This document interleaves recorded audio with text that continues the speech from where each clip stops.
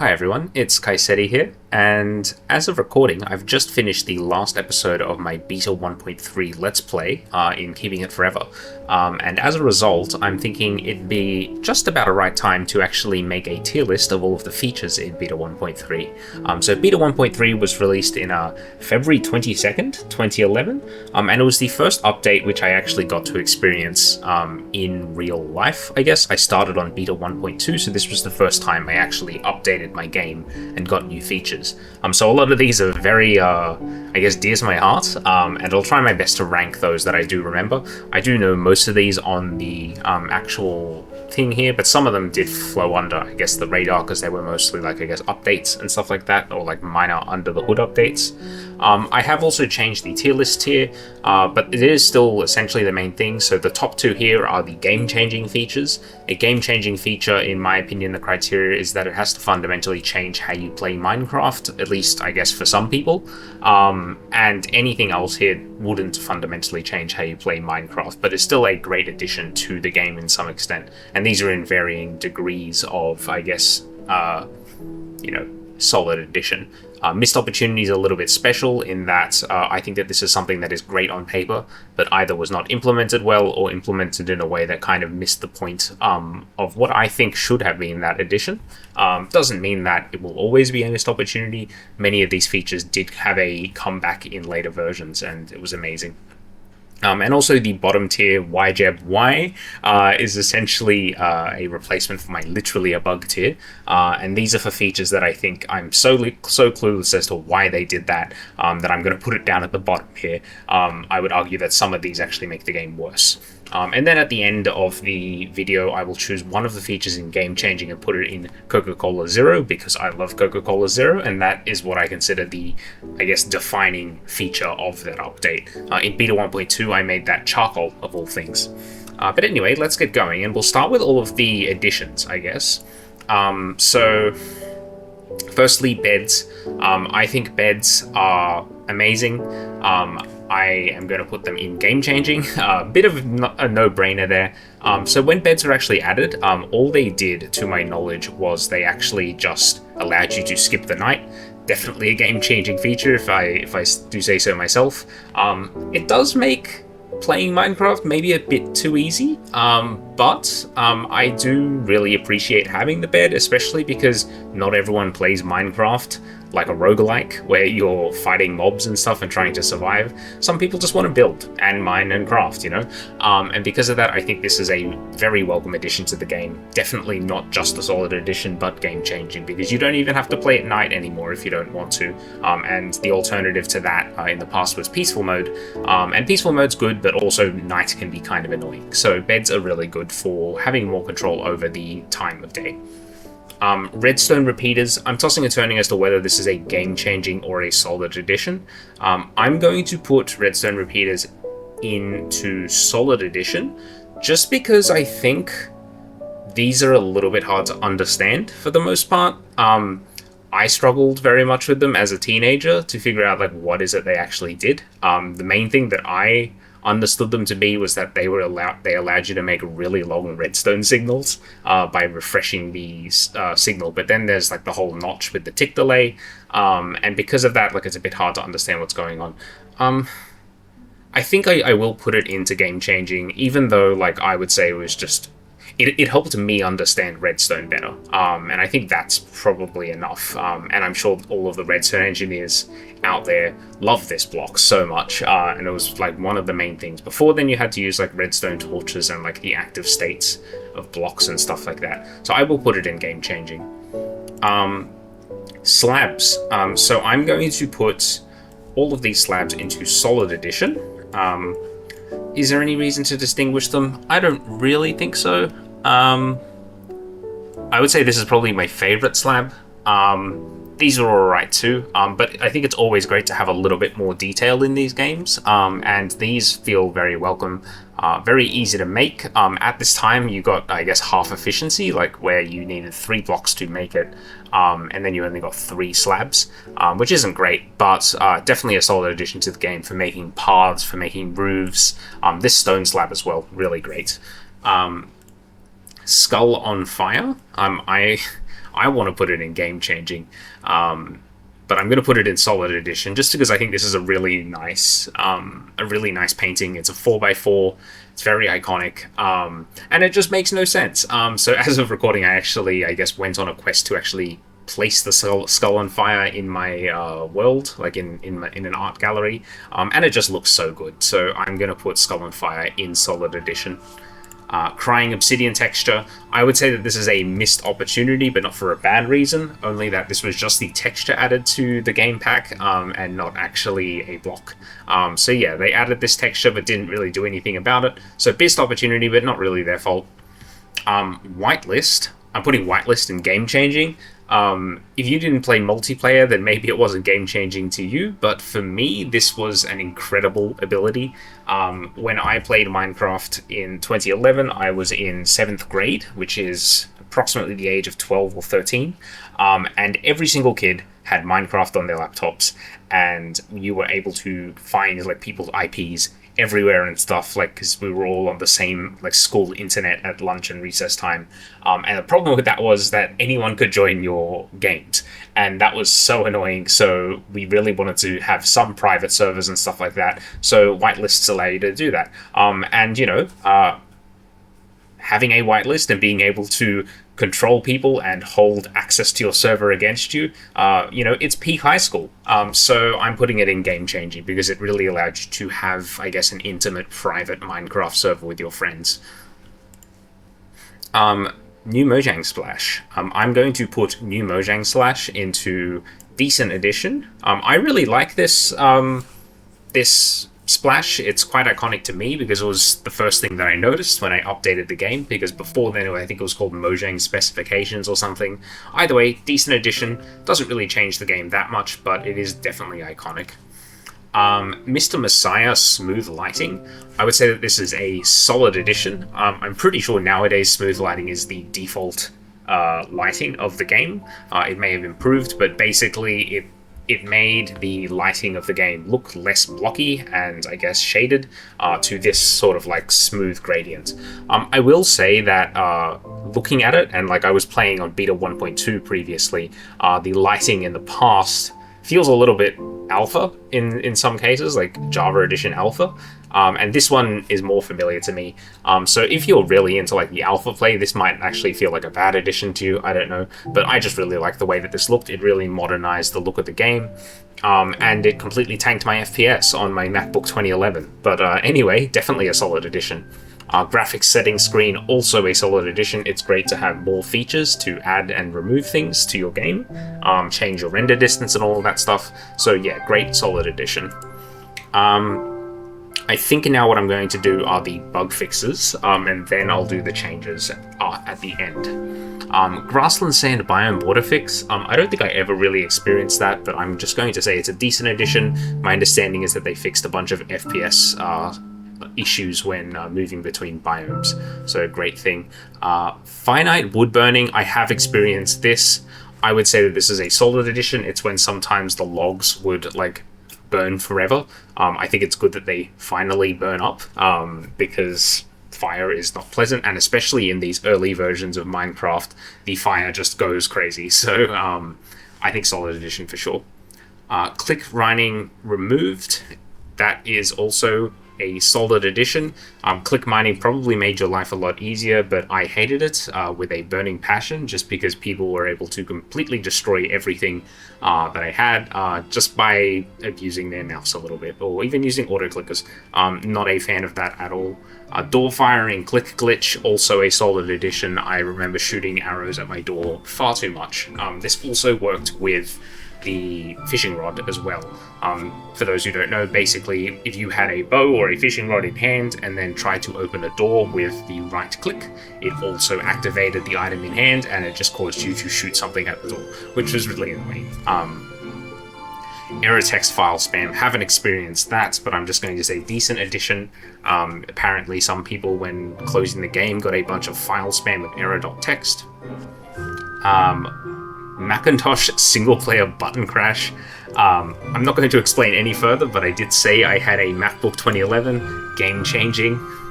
Multiplayer fence glitch. I didn't experience this, but let's put it in decent edition. Apparently people were able to glitch into fences in multiplayer. Multiplayer lapis drop fix. I experienced this in multiplayer servers in beta 1.2. My understanding is you only got one lapis from a ore. And this is actually a bit of a story, but when lapis was actually added to the game in beta 1.2, it used to only drop one ore per block, and then so many people complained to Jeb, and then they were doing a why Jeb why, and Jeb was like, okay, let's increase the drop rate, and then they increased to about 4 to 8 or 4 to 7 or something like that, but that was only working in single player. But in beta 1.3 they fixed that, and then you finally were able to get 4 to 8, so I do remember having blue wool in my house. Okay, those are all the bug fixes. Let's go to the changes. So double slabs dropping 2 slabs, solid addition. I mean, if you make 2 slabs, you should be able to get 2 slabs back. So definitely a great thing. I was very annoyed when I would like place 2 slabs together and then only get 1 back while breaking it. But whatever. I didn't even pay for the game back then. F8 mouse smoothing, I would say that this is a decent addition. It probably helped a lot of content creators maybe in making like cinematic stuff. I just found it kind of annoying and weird. I thought, oh yeah, I should play with mouse smoothing on because it's cool, but I feel like I didn't really have much of a purpose for it. Less passive mobs on hard. This is my first why, Jeb, why? I really don't like this feature. I don't understand why it's in the game. I don't understand why they thought this would be a good idea. You know, hard difficulty is annoying enough as it is, especially when you haven't got sprinting and all of that adventure update stuff. I don't understand why you need to make it so I have to walk 10 minutes just to find a sheep on hard difficulty. And because of this, you know, it's kind of informed my entire gameplay now. Even with like all of the features you have in Minecraft now, I don't want to play on hard just because I want to see more mobs. I love animals and I want to have them around my house. So I don't understand why they reduced the spawn rates for pigs and sheep and all of that stuff. It should never have been done, in my opinion. MC region chunk save format. I would say that this is a solid addition. I don't know too much about the MC region chunk save format, only that there were a number of tools that came out for MC region that allowed you to view maps and actually edit them in in-game editors and stuff like that.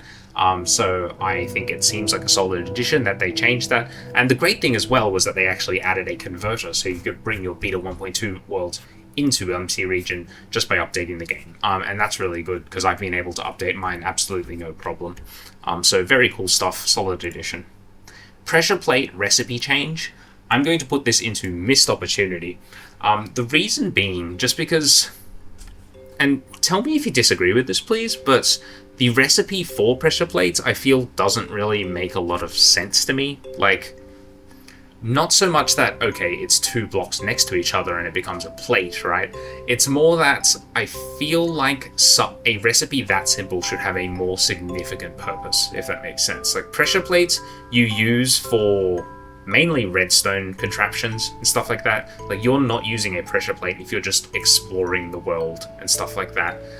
You know, I feel like very few people will use pressure plates unless they're already good at redstone. And such a simple recipe, I feel like this should be a more specialized recipe. Like, you know, you look at other things like what is it, like types of mine carts or the powered rails or like the comparator, and these have like highly technical recipes that you'll never figure out by yourself, I guess, without like a recipe book. But the pressure plate, I don't understand why you need such a simple recipe for that. I feel like they should have either made it using slabs or something like that, or maybe even like introduce some sort of new mechanic to add, like to make redstone blocks and stuff like that. So yeah, I think this is a missed opportunity. I think they should have repurposed this slab, this horizontal 2-tile thing for something else, like maybe like a half stair or something like that. I'm not sure.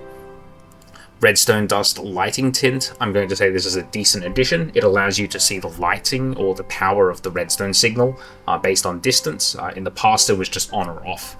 I think this is great because it allowed you to see when do I need to place a redstone repeater without just trial and error. So yeah, great addition. I'll just say decent though because still didn't tell you the number of the redstone dust power level, and I think it really should. Renames to gunpowder. Another why, Jeb, why? I don't understand why they decided to rename this to gunpowder, especially because as of 1.21 release version, we still don't have guns in the game. So why did you need to change this when it already had a perfectly valuable name, sulfur? And now kids are just like, oh yeah, I need to get gunpowder from the creeper, and they don't even know what gunpowder is. They're just like, oh, it's the thing in creepers, and you use it to make TNT. Like, why can't you just keep it as like sulfur, or rename it to, I don't know, fulminated mercury or something? Like, gunpowder just... I don't know, this is probably my hatred of America. I don't know.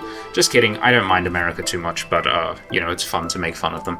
Sandstone Generation. I would say that this is a solid addition because it adds some solid bases to the deserts. Okay, I'll see myself out now. But anyway, adding sandstone to the bottom of deserts is great. It prevented you from constantly falling into tunnels. So yeah, definitely a great addition to the game. Slime higher spawn rate. I'd say decent addition. I didn't notice it. I barely saw slimes at all in my world, so I have no idea whether I actually ever experienced that. They still seem like they spawn never. Like, I recently got recommended a video about the slime problem, or the chunk-based problem, where you just wouldn't be able to find slimes. But yeah. Stone slab recipe change. I would say that this is a solid addition. So they changed slabs to have this recipe, and they made it so smooth stone slabs, which were just called stone slabs, but had the smooth stone texture, required you to cook the cobblestone in order to make them, in order to make room for the cobble slab. So yeah, great addition. I think that this was a good thing to do to the game. Texture pack scroll bar. I would say, again, a decent addition. I didn't really have that many texture packs when I played. I mostly just had like a handful, but usually not enough to need to scroll, but I guess it's good to have. Third-person bobbing as well, decent addition. So when you're in third person, you could see your camera move while you're bobbing as well. I never really used third person in this version, or any version, just because it's still really crap. I kind of have to use a mod if I actually want to use third person, like Lee Win's third person. Great mod, by the way, you should check that out. It really has that, I guess, third person RPG feel. Toggle F1, F3, game-changing feature. So if you press F1 or F3, it now stays on your screen until you toggle it again. Fantastic feature, because I was now able to click F3 and run around knowing what the coordinates are. I don't have to stand still while holding it, just because I can't reach with my finger properly. So yeah, fantastic feature. I am really glad it was added to the game, and I would say it's game-changing as well, because you now have so much more control as to where you are. You get lost less frequently. Awesome stuff. Also, the F1 change is pretty good as well, like being able to look around with no HUD. You can maybe take some videos with that, maybe even better than the smooth scrolling thing. Can no longer milk squids. This, in my opinion, is the single worst thing in this update. Even worse than less passive mobs on hard. I am furious that they removed the ability to milk squids. Now, I get what you're saying, Jeb, Notch. Like, you removed this because it was a bug. You removed this because it was a bug because squids use the code of cows or whatever. But this is an absolute travesty, because you didn't do anything with the squids for like 15 years. They're still the most functionally useless mob in the game. They don't do anything except give you black dye. And now you can't even milk them. You can't have milk and make a cake while underwater. You have to go up above ground and get cows. The squid hatred is real, and I will not stand for it. But squids have 3D movement. I'll say that's a solid addition to the game. Before, they used to, I guess, stick at the bottom of the ocean, so this is definitely a good addition. You could finally actually acknowledge that they existed, only to find out that they were completely useless. But anyway, last thing, the world screen overhaul, game-changing addition. So the world screen overhaul gave you a bunch of new things, including, to my knowledge, they had a scroll screen, so you could have more than 5 worlds. You were able to choose the name of your world, which is awesome. You were also able to choose the seed of your world, and this is absolutely crazy to me. This was like the single-handedly best thing when it comes to world generation for a while, because you were now able to share your seed with your friends and say, hey, look at this really crazy structure. And there are some amazing seeds that I can still remember to this day, even though I haven't played with them for ages, like Dead Mouse, 404 Challenge, Glacier. Like these are all great seeds that you can go back and you can play if you have a Minecraft license right now and use exactly the same worlds that showed up in all of these like SMP games on YouTubes and stuff like that. So yeah, fantastic addition to the game. The seed generation is real. Okay, so we've ranked everything. Again, mostly a solid update, so I will love that, but a couple of L's on the way. Now, as for the Coca-Cola Zero Award, for the meme, I'd love to put the Macintosh button crash into Coke Zero, but I won't. I think I'm going to have to go for beds. I think it is a bit of a no-brainer. Even though it doesn't set your spawn, and to be honest, I think setting the spawn is not that good of a good thing, and you'll see that in the next tier list. But being able to firstly skip the night, completely game-changing, removes the risk of playing, I guess, if you don't want that. And it's also completely optional. You don't need to build it. Another thing as well, fantastic furniture piece. You can make double beds. You can make like fairy beds with it. It's got a really nice, I guess, like model. So it really helps. You can use bookshelves. You can use fences. And you make a really nice home in it. And so it just makes your home look just a little bit less blocky, a little bit more intimate. And I think it's a fantastic thing. And of course, it's also Coca-Cola colored. So of course, it deserves the award. But anyway, I hope you enjoyed this video. And I hope you enjoyed my tier list so far. If you want to see me play Minecraft Beta 1.3, I've got my playlist in the description. And please, if you enjoy videos like these, I'll be making a version for every beta version and release version that I go through in my Forever World series. So please stay tuned. I would love it if you liked and subscribed and stuck around, because I'm a small content creator, and it's always nice to get words of encouragement from people. Because making this stuff is hard. But anyway, I hope you have a wonderful day or a night. If it's night, then sleep, and I hope to see you again. See you later. Bye.